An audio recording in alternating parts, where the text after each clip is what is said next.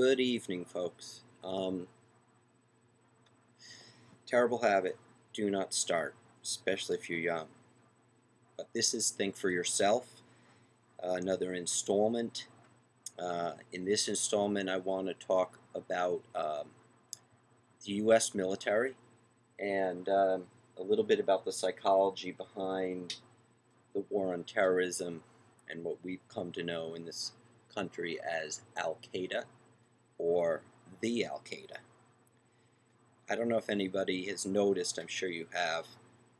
There are a lot of people now, politicians, news reporters, who refer to Al Qaeda as the Al Qaeda. They'll say the Al Qaeda is causing havoc in Iraq. Some will still say Al Qaeda.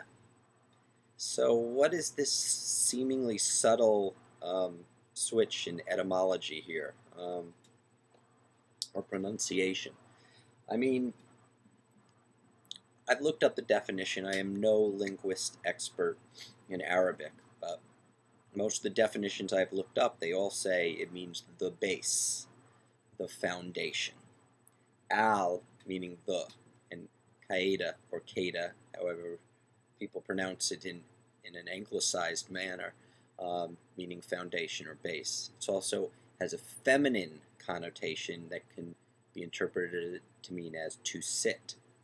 But I'm no linguist expert, so if you are Arabic or speak Arabic, I'm sure you can give me a little more insight into this, the meaning of the term, if you want to reply.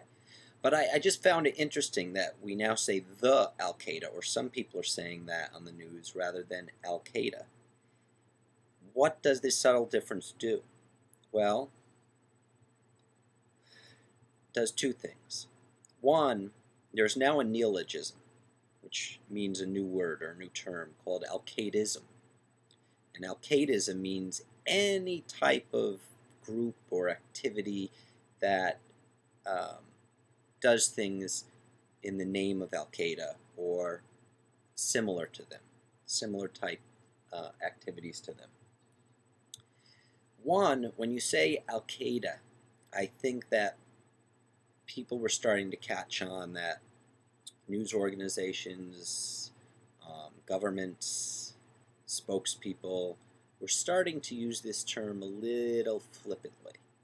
You know, there were a lot of stories, like I said in my last entry, where people were being arrested and said they were linked to Al-Qaeda, and then very quietly charges were dropped, or we found there was no link.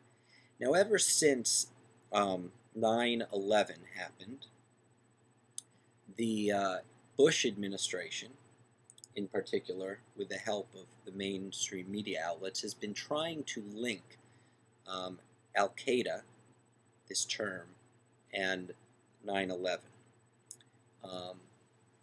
You'll find video entries that contradict this left and right from Bush's mouth or Cheney's mouth, where we've never said that. And then you'll find it where it's like, why are you lying? It's an obvious tool. As Noam Chomsky, who sometimes I like, sometimes I don't, my own personal take on him, but Noam Chomsky did a very nice book called Manufacturing Consent, which was about when you don't live in a totalitarian military state like Nazi Germany or the gulags of Russia and stuff, where, in other words, to get the consent of the public, the government would put a gun to your head and say, do what I say or else, or we'll come and put you in a secret prison.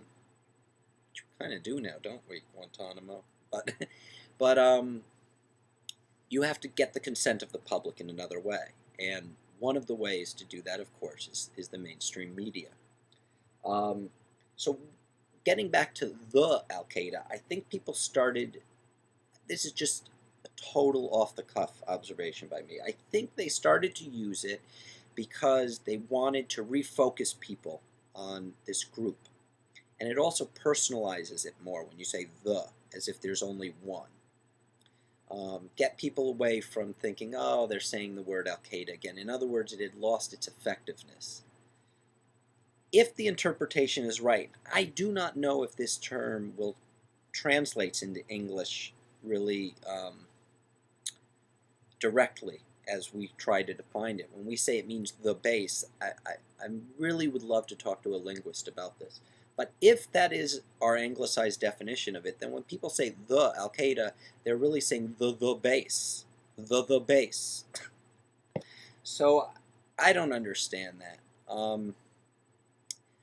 I want to bring up another point now. I said I was going to talk about the U.S. military.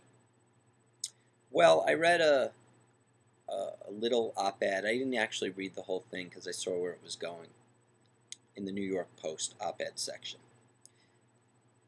It's pretty transparent, the New York Post, for anyone who's ever read the New York Post. It's Rupert Murdoch's paper. It's, right-wing.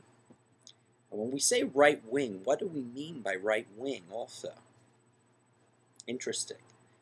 Right-wing usually has tended to have a definition that takes on a meaning of less government, the better. It also seems to have taken on a face of more balls if you're right-wing, right?